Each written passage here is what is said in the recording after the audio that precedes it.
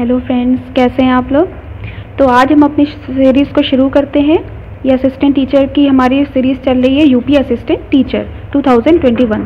इसकी 1894 पोस्ट निकली थी, उसी की सीरीज़ हम लोग बराबर दे रहे हैं। हम लोग के अभी तक 10 सेट्स आ चुके हैं, जिसमें ईवीएस और साइंस एंड मैथ्स हैं। ठीक है, इसके आगे हम सोशल स्टडीज़ को भी लेंगे। ओके, फिर हम शुरू करते हैं अपने previous papers UP TET 2016 1 to 5। ठीक है, ये पेपर 1 भी आपका कहलाता है। इसमें हम पढ़ने जा रहे हैं ईवीएस इन्वायरमेंटल स्टडीज़। तो अब हम अपने चलते हैं क्वेश्चन 1 की तरफ, जिसमें देखिए, गिर wild life sanctuary is known for the conservation of which of the following animals. तो देखिए, ये हमारे जो नेशनल पार्क हैं या सेंचुरीज़ हैं, इनसे बहुत ज़्यादा क्वेश्चन पूछे जा रहे हैं कंटिन्यू। ठीक है, तो गिर फिर से एक बार पूछा गया है। गिर हमारा, सबसे पहले हम जान लें, ये जो सेंचुरी है, ठीक है, हमारी वाइल्ड लाइफ सेंचुरी है, ये हमारी गिर से गुजरात। ठीक है, ये कहाँ है? गुजरात। जी फॉर गिर, जी फॉर गुजरात। ठीक है, तो ये गुजरात में है। उसके बाद पूछा गया है कि ये किस एनिमल के लिए, किस एनिमल को कंजर्व इसमें किया जाता है। तो वहाँ पर एलिफेंट नहीं है, स्नेक भी नहीं है, राइनोसेरॉस नहीं है। राइनोसेरॉस काजीरंगा में था। ठीक है, तो इसमें नहीं है। और यहाँ पे बचता है हमारा 4th ऑप्शन, यानी कि लायन हमारा राइट आंसर है। यहाँ पे एशियाटिक लॉयंस होते हैं, उनका कंजर्वेशन किया जाता है कहाँ पर? गिर वाइल्ड लाइफ सेंचुरी में। गिर कहाँ है? गिर गुजरात में है। ठीक है, तो ये आपके अलग अलग तरह के क्वेश्चंस बनाए जाते हैं। तो क्वेश्चन 1 का आपका राइट आंसर होता है लायन, यानी कि 4th। Question 2, green muffler. ठीक है, green muffler is related to. तो देखिए, ये एक्चुअल में एक प्रोसेस की गई थी जहाँ पे बहुत ज़्यादा नॉइज़ होता है। तो अगर वहाँ पर बहुत ज़्यादा डेंस फॉरेस्ट या हम प्लांटेशन कर देते हैं, तो उससे क्या हो जाता है, जो पोल्यूशन हो जाता है नॉइज़ का, वो थोड़ा कम हो जाता है। इसकी वजह से इसको ग्रीन मफलर कहा जाता है। और ये हमारे किससे रिलेटेड है? ये रिलेटेड है हमारे नॉइज़ पोल्यूशन से। ठीक है, तो इसका क्वेश्चन 2 का आंसर 3rd हमारा राइट होता है, नॉइज़ पोल्यूशन।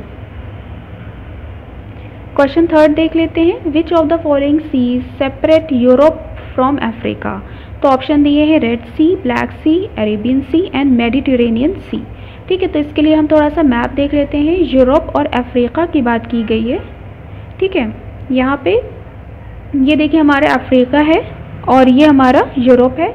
ये अफ्रीका हो गया और ये पोर्शन, और ये हमारा पोर्शन जो है, ये सब यूरोप में आ जाता है। ठीक है, ऐसे इसको अगर आउटलाइन इसके ऑलमोस्ट देखें तो ये, ठीक है, और यहाँ पे आपका ये जो पोर्शन है, ये आपका आ जाता है मेडिटेरेनियन सी। तो अफ्रीका को अगर बात की जाए कि यूरोप से कौन सा सी अलग करता है, तो मेडिटेरेनियन सी इसको अलग करता है। ठीक है, तो हमारा जो लास्ट ऑप्शन था वो राइट होता है। हम अपने नेक्स्ट क्वेश्चन में देखते हैं। Question 4, international ozone day is celebrated on. तो 16 सितंबर, 7 दिसंबर, 30 मार्च, 22 अप्रैल। तो यहाँ पे हमारा राइट आंसर है 60 सितंबर। ठीक है, इंटरनेशनल ओजोन डे 16 सितंबर। या आप लोग अपनी किसी भी ट्रिक से याद कर सकते हैं, जैसे आपकी कोई भी सिस्टर, मदर या जो भी हो जिनकी बर्थडे 16 सितंबर को हो या किसी की सितंबर में हो, तो आप उसको लिंक करके उस बंदे से, जो भी वो है, उससे आप लिंक करके उसको ओजोन डे को लर्न कर सकते हैं। तो ओजोन डे किससे रिलेटेड है? 60 सितंबर। सितंबर में ओजोन डे होता है। तो क्वेश्चन 4 का ऑप्शन 1 हमारा राइट होता है। क्वेश्चन 5 देख लेते हैं। Food chain. फूड चेन से तो एक क्वेश्चन रहता ही रहता है, या इकोसिस्टम से। In a food chain herbivores are. Herbivores कौन होते हैं? देखिए, जो प्लांट्स होते हैं, जो फर्स्ट हमारे सबसे पहले लेवल पर होते हैं, तो वो क्या होते हैं? प्रोड्यूसर्स होते हैं। ठीक है, और इन्होंने क्या कहा है कि हर्बीवोर्स, यानी कि जो इन प्रोड्यूसर्स को अपने मील में लें, अपने फूड में लें। ठीक है, तो वो कौन होंगे? जो कि उनको कंज्यूम करें।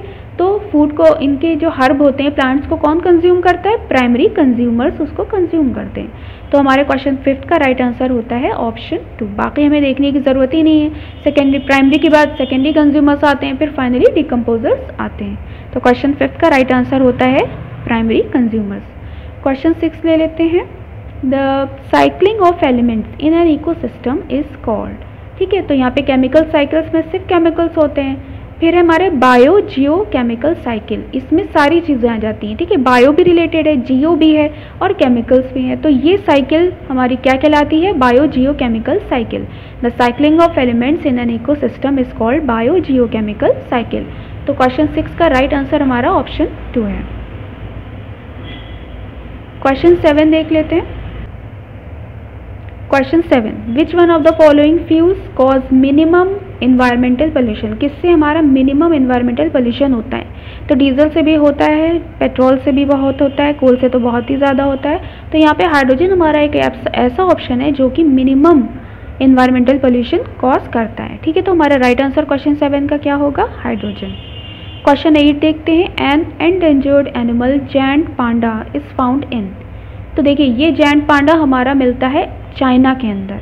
ठीक है, अभी हम लोग जब मैप देखेंगे तो उसमें एक बार चाइना को देख लेंगे और उससे हमें याद हो जाएगा कि जैंट पांडा हमें कहाँ मिलता है? चाइना में मिलता है। तो ये ऑस्ट्रेलिया भी यहाँ से हट जाएगा, इंडिया भी हट जाएगा और ब्राज़ील भी हट जाएगा। ठीक है, क्वेश्चन 8 का राइट आंसर है 3rd। क्वेश्चन 9 की बात करते हैं, Bhopal gas tragedy occurs due to release of. तो क्लोरोफ्लोरोकार्बन से रिलेटेड नहीं है, कार्बन डाइऑक्साइड से रिलेटेड नहीं है, नाइट्रस ऑक्साइड से भी रिलेटेड नहीं है, ये रिलेटेड है मिथाइल आइसोसाइनाइड। ठीक है, तो क्वेश्चन 9 का राइट आंसर होता है मिथाइल आइसोसाइनाइड। क्वेश्चन 10 लेते हैं, Christmas is celebrated in summer in which country? Japan, India, Australia, America. तो देखिए पहले एक बात ये जान लीजिए कि जो हमारी अर्थ होती है वो थोड़ा सा टिल्टेड मैनर में होती है। ठीक है, हल्का सा टिल्ट करती है। तो जो हमारी ट्रॉपिक ऑफ कैंसर होती है इक्वेटर से ऊपर, और नीचे होती है हमारे यहाँ पे ट्रॉपिक ऑफ कैप्रिकॉर्न। ठीक है, तो जो सन रेज पड़ती हैं, जो दिसंबर की बात हो रही है जहाँ पर इंडिया में उस टाइम पे जाड़ा होता है, तो उस टाइम पे जो रेज सन की पड़ती है वो डायरेक्ट, ये थोड़ा सा टिल्ट झुकी हुई होती है ना इधर, तो ये यहाँ पे सन की डायरेक्ट रेज पड़ रही होती हैं, जिसकी वजह से ये नीचे जो पोर्शन होता है यहाँ पे होती है गर्मी। ठीक है, और जो अगर हम अपने मैप में देखें तो हमें यहाँ पे मिलेगा रीजन ऑस्ट्रेलिया का। ठीक है, तो ऑस्ट्रेलिया में क्रिसमस समर में मनाया जाता है, वहाँ पर गर्मी आती है, और हमारे यहाँ क्या होता है दिसंबर में ठंडक होती है, जाड़ा होता है। ठीक है, तो इसका राइट आंसर क्या हो जाता है? क्योंकि हम लोग हमेशा 25 दिसंबर को जब क्रिसमस सेलिब्रेट करते हैं तो हमेशा हमारे यहाँ विंटर्स होते हैं। ठीक है, लेकिन ऑस्ट्रेलिया में क्या होगा? हमेशा गर्मी होगी। अभी हम ये मैप में भी देख लेते हैं। ठीक है, तो ये देखिए ये मैप है और ये चाइना, ये हमारा जैसे ये अर्थ है पूरी। ठीक है, तो हमारी जो कैप्रिकॉर्न जब होती है तो टिल्ट होने की वजह से ये ऐसे सन रेज जो होती हैं वो यहाँ पड़ रही होती हैं नीचे के पोर्शन में ऐसे। ठीक है, तो देखिए इंडिया का तो ये पोर्शन होता है। ठीक है, जिसकी वजह से ये रेज यहाँ पड़ने की वजह से यहाँ समर होती है और यहाँ दिसंबर में क्या होता है? विंटर्स होते हैं। तो इसकी वजह से जो क्रिसमस होता है वो कैसा मनाया जाता है? ऑस्ट्रेलिया में समर सीजन में मनाया जाता है, सेलिब्रेट किया जाता है। ठीक है, और हम ये भी यहाँ पे चाइना देख लेते हैं, ये जस्ट हमारा इंडिया है और इंडिया के जस्ट ऊपर चाइना, और यहाँ पे हमने क्या पढ़ा था कि एंडेंजर्ड जैंट पांडा यहाँ पर हमें स्पीशीज मिलती है। ठीक है, चाइना के अंदर। अपने क्वेश्चन 11 पे चलते हैं, the Ganga action plan launch to improve the. Ganga action plan आप सभी को पता है क्या इम्प्रूव करने के लिए बनाया गया है? वाटर क्वालिटी को, ना ही वेलोसिटी को, ना क्वांटिटी को, ना ही उसके टेम्परेचर को, सिर्फ क्वालिटी को इम्प्रूव करने के लिए गंगा एक्शन प्लान लॉन्च किया गया है। क्वेश्चन 12 देख लेते हैं, the name of biopesticides reducing tree. इसमें से हमें ये बताना है कि कौन सा बायोपेस्टिसाइड्स के लिए यूज़ किया जाता है, यानी कि मेडिसिनल वैल्यू है। ठीक है, तो सामने में दिखता है यहाँ पे नीम, और यही राइट आंसर है। नीम ही ऐसा है जिससे हमें बायोपेस्टिसाइड्स मिलती हैं। ठीक है, बाकी ये जो है आगे ऑप्शन हमें दिए गए हैं ये सब रॉन्ग है। तो क्वेश्चन 12 का राइट आंसर होता है ऑप्शन 1 नीम। क्वेश्चन 13 की बात करते हैं, the important source of energy in Jio ecosystem is. देखिए सबसे इम्पॉर्टेंट अगर हम देखें तो वो होता है सन। ठीक है, सन से ज़्यादा इंपॉर्टेंट कोई नहीं है। अगर सन नहीं होगा तो कोई भी रिएक्शन नहीं होगी, फोटोसिंथेसिस रिएक्शन नहीं होगी, प्लांट्स हमारे धीरे धीरे ख़त्म हो जाएंगे, बहुत सी चीज़ों पर इफेक्ट पड़ेगा, लेकिन सबसे इंपॉर्टेंट सोर्स हमारा क्या है? सन है। तो हमारा राइट ऑप्शन हमें पहले मिल गया फर्स्ट नंबर पे। 13 का राइट आंसर है 1 सन। अब हम बात करते हैं क्वेश्चन 14 की, which of the following is the natural vegetation of desert region. ठीक है, तो अगर डेजर्ट रीजन की बात की जाए तो वहाँ नेचुरल वेजिटेशन क्या होती है? सबको पता है कि ये कैक्टस होता है जो कि यहाँ पर नेचुरल इसका वेजिटेशन होता है। ठीक है, तो हमारा राइट आंसर होता है ऑप्शन 2 कैक्टस। क्वेश्चन 14 की बात करें, Titan is a natural satellite of which planet. तो टाइटन हमारे नेपच्यून का भी नहीं है, मरकरी का भी नहीं, सैटर्न का है। ठीक है, तो सैटर्न का टाइटन क्या है? एक नेचुरल सैटेलाइट है। ऑप्शन 15 का राइट आंसर है 3rd सैटर्न। क्वेश्चन 16 की बात करते हैं, which one of the following is a biodiesel crop. ये आपका रिपीट हो चुका है क्वेश्चन, पहले भी आ चुका है। तो इसका राइट आंसर है जट्रोफा, जो कि यूफ्रोबिएसी फैमिली से बिलोंग करती है। बाकी ऑप्शन यहाँ पे रॉन्ग है। क्वेश्चन 17 की बात करते हैं, in which year the Environment Protection Act was passed. ठीक है, तो 1982, 86, 92 एंड 96। तो ऑप्शन हमारा ये है 2, 1986। ठीक है। The global warming is due to increase in glaciers, नहीं। Increase in carbon dioxide, right. यही रीजन है ग्लोबल वार्मिंग का, जो कार्बन डाइऑक्साइड इंक्रीज हो रही है। ग्लोबल वार्मिंग एक्चुअल में क्या होती है, देखिए जब सनराइज होता है तो हमारी अर्थ जो होती है वो बहुत ही अच्छा ब्लैक बॉडी की तरह काम करती है। वो जितनी ही अच्छी एब्जॉर्बर है, यानी कि वो सन हीट को एब्जॉर्ब करती है, उतनी अच्छी एमिटर है। ठीक है, सारा निकाल देती है। दिन ढलते ही जैसे सूरज डूबता है वैसे सारी गर्मी निकाल देती है। लेकिन क्योंकि यहाँ पे एनवायरनमेंट के ऊपर, हमारी अर्थ के ऊपर एक परत सी बन गई, एक लेयर सी बन गई पोल्यूशन की, व्हीकल्स की वजह से, जिसकी वजह से जितनी गर्मी आती है उतनी वापस नहीं निकलती है। और यहाँ पे क्या हो जाता है, जिससे क्या होता जा रहा है कि CO2 का लेवल जो हो रहा है वो बढ़ता हुआ चला जा रहा है। तो इसी को कहते हैं ग्लोबल वार्मिंग। तो क्वेश्चन 18 का राइट आंसर है 2। अब 19 की बात करें, which of the following has the largest biodiversity. तो बायोडाइवर्सिटी सबसे ज़्यादा हमें कहाँ मिलेगी, ऑब्वियस सी बात है एवरग्रीन, फिर ट्रॉपिकल एवरग्रीन रेन फॉरेस्ट। ठीक है, ये याद रखिएगा, यहाँ में सबसे अच्छी बायोडाइवर्सिटी क्वेश्चन 19 का सेकेंड ऑप्शन होगा। देखिए आपके कुछ इससे पहले भी क्वेश्चन पेपर थे तो उनमें थोड़ा एक्सप्लेनेशन था, लेकिन इसमें कोई एक्सप्लेनेशन नहीं है, बहुत ईजी है, टू द पॉइंट आंसर्स हैं, तो उसको वहाँ पे एक्सप्लेन नहीं किया जा रहा है। ठीक है। क्वेश्चन 20 की बात करें, which of the following is formed by लावा।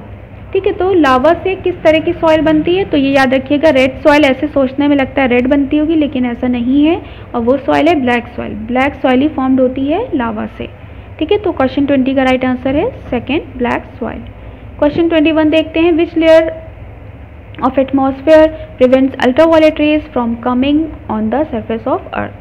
तो देखिए जब अर्थ की बात करें तो अर्थ पे अगर हमारी सबसे ऊपर की लेयर होती है वो होती है सबसे ऊपर जो लेयर होती है वो होती है ट्रोपोस्फेयर, फिर होती है मेसोस्फेयर, फिर होती है स्ट्रेटोस्फेयर।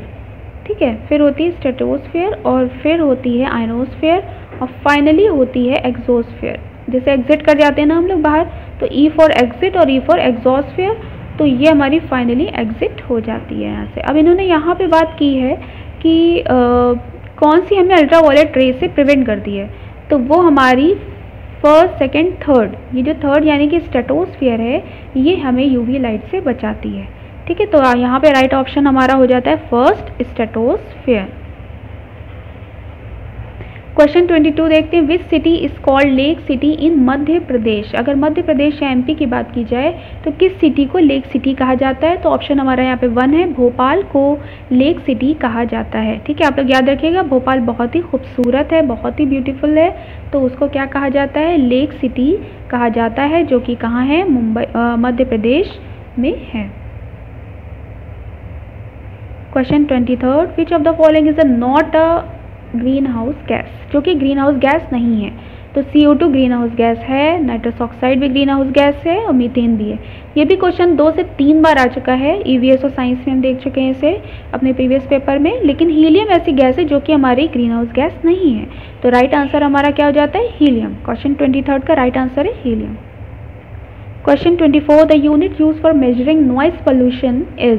देखिए जो आपके असिस्टेंट टीचर के एग्जाम है उसमें आपका साइंस को आना है, साइंस मैथ्स एक है, और एक GK है, जो कि सब GK पोर्शन सबको आना है, मतलब सारे एग्जाम जो भी दे रहे हैं उनको देना है। ठीक है, तो और बाकी ये कि मैथ्स हो गया, मैथ्स साइंस एक पेयर है, एक है कि लैंग्वेज का एक पेयर है, एक है सोशल स्टडीज़। तो इन ऑप्शंस पे हम लोग क्या ले रहे हैं, हम लोग साइंस और मैथ्स पढ़ा रहे हैं, लेकिन GK में जो आता है, GK के अंदर EVS है, SST है, वो सब आ जाता है। इसीलिए आपको EVS के भी यहाँ लेक्चर्स मिल रहे हैं, और आपको EVS के साथ साथ सोशल स्टडीज़ के भी आगे लेक्चर मिलने वाले हैं।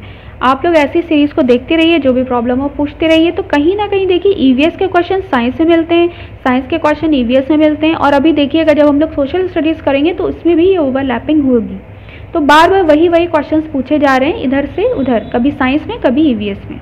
ठीक है, अपने क्वेश्चन 24 को देखते हैं। और एक बात और बतानी थी कि इसमें साइकोलॉजी या पेडागोजी नहीं आएगी, तो इसमें जो आपके जो हम लोग ले रहे हैं प्रीवियस क्वेश्चन पेपर, तो इसमें साइकोलॉजी और इसमें जो पेडागोजी के बीच में एक दो क्वेश्चंस होते हैं सब्जेक्ट के, जैसे ईवीएस टीचिंग के हों या साइंस टीचिंग के हों, तो वो क्वेश्चंस हम लोग वहाँ से हटा रहे हैं क्योंकि इस बार सिलेबस में आपके वो पेडागोजी या साइकोलॉजी नहीं है असिस्टेंट टीचर 2021 में। ठीक है, तो अपने क्वेश्चंस पे चलते हैं। The unit use for measuring noise pollution इस सबको पता है डेसिबल है, और यही ये जो जूल है ये हमारी हीट की यूनिट होती है, न्यूटन हमारी फोर्स की यूनिट होती है, नैनो यूनिट जो है ये हमारी लेंथ की यूनिट होती है। ठीक है, तो हम 24 जो हमारा क्वेश्चन है उसका राइट आंसर है डेसिबल, सेकेंड आंसर। 25th की बात करें तो which of the following rivers fall into the Bay of Bengal, Tapti, Swarnarekha, Narmada and Indus. तो यहाँ पे हमारा राइट आंसर है सुवर्णरेखा। ठीक है, इसको हिंदी में स्वर्ण रेखा कहते हैं और इंग्लिश में आपके सामने है। तो 25th का राइट आंसर होता है सेकंड। ये हमारी बे ऑफ बंगाल में गिरती है। ठीक है, एक तरफ अरेबियन सी होता है, एक तरफ बे ऑफ बंगाल होता है, तो ये बे ऑफ बंगाल की तरफ जाती है। क्वेश्चन 26 देख लेते हैं। Which of the following land forms is formed by the action of glaciers. ठीक है, ग्लेशियर्स के एक्शन से कौन से लैंड फॉर्म्स फॉर्म्ड होते हैं, किस शेप के? तो लैपीज नहीं होते हैं और हमें सेकेंडरी में राइट आंसर मिल जाता है। U shaped land forms formed होते हैं किसकी वजह से? Action of glaciers. ग्लेशियर्स के एक्शन की वजह से हमें यू शेप्ड लैंड फॉर्म्स मिलते हैं। ठीक है, फॉर्म हो जाते हैं। तो यहीं तक आपका ये लास्ट क्वेश्चन था और बहुत बहुत थैंक्स आप लोगों का।